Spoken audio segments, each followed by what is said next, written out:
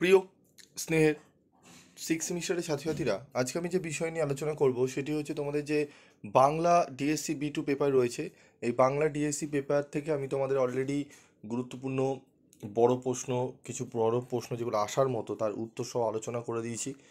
তো আজকের এই ভিডিওতে আমি আলোচনা করব আরও কিছু গুরুত্বপূর্ণ প্রশ্ন, যে প্রশ্নগুলো আসার সম্ভাবনা প্রবল রয়েছে, সেরকমই প্রশ্নর উত্তর নিয়ে আলোচনা করব। তো দেখো, আমাদের লোকনৃত্যের সংজ্ঞা দাও, ছৌ নৃত্যের বৈশিষ্ট্য আলোচনা করো। এই প্রশ্নটির উত্তর আমরা দেখব। এরপরে রয়েছে আমাদের লোক সংস্কৃতি ও লোক সাহিত্য ছড়ার পাঠ্যান্তরের কারণ লেখো। এই প্রশ্নটির উত্তর দেখব, অত্যন্ত গুরুত্বপূর্ণ এই প্রশ্নটি এবারের জন্য।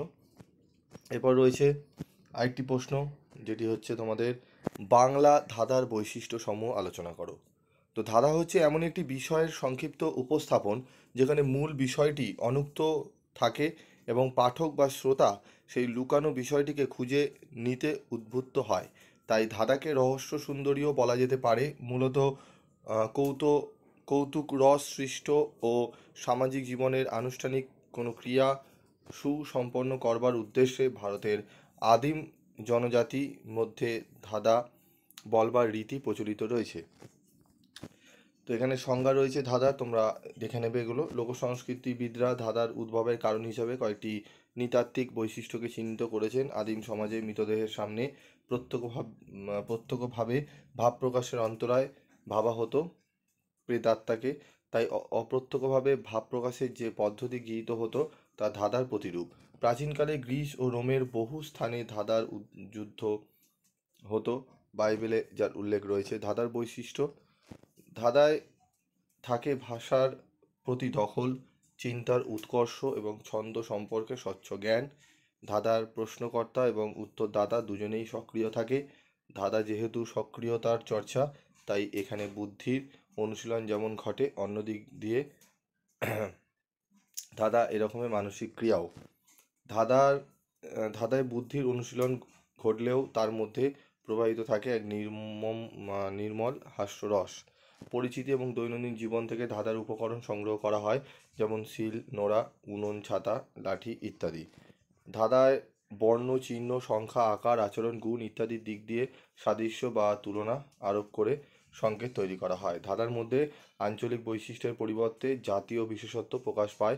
বিভিন্ন জাতির সংস্কৃতির বাহন ধাঁধা। ধাঁধা যেমন ছড়ার আকারে রচিত হয়, প্রবাদের সঙ্গেও সাদৃশ্যযুক্ত ধাঁধা গদ্যাকারেও রচিত। উদাহরণ: এক অক্ষরের নাম যার ঐকার দিয়া পাচ্ছে, কর্ণমূলে ভর করিয়া অলের উপর নাচে। ঠিক আছে?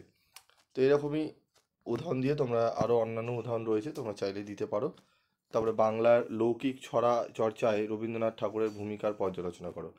তো এই যে প্রশ্নগুলো দেখছো, এই যে তারপরে রয়েছে আরেকটি প্রশ্ন এখানে আমি বললাম, যেটি হচ্ছে তোমাদের লোক সংস্কৃতি ও লোক সাহিত্য ছড়ার পাঠ্যান্তরের কারণ। এই কারণগুলো কি রয়েছে: মৌখিকতা থেকে লিখিত রূপে রূপান্তর, ভাষার পরিবর্তন ও আধুনিকীকরণ, সামাজিক ও নৈতিক দৃষ্টিভঙ্গির পরিবর্তন, শিক্ষাগত উদ্দেশ্য ও পাঠ্যক্রমে অন্তর্ভুক্তি, অঞ্চলভেদে ভাষার পার্থক্য, প্রযুক্তির প্রভাব, স্মৃতি ভ্রান্তি ও মৌখিক ভ্রান্তি, সাংস্কৃতিক আদান প্রদান।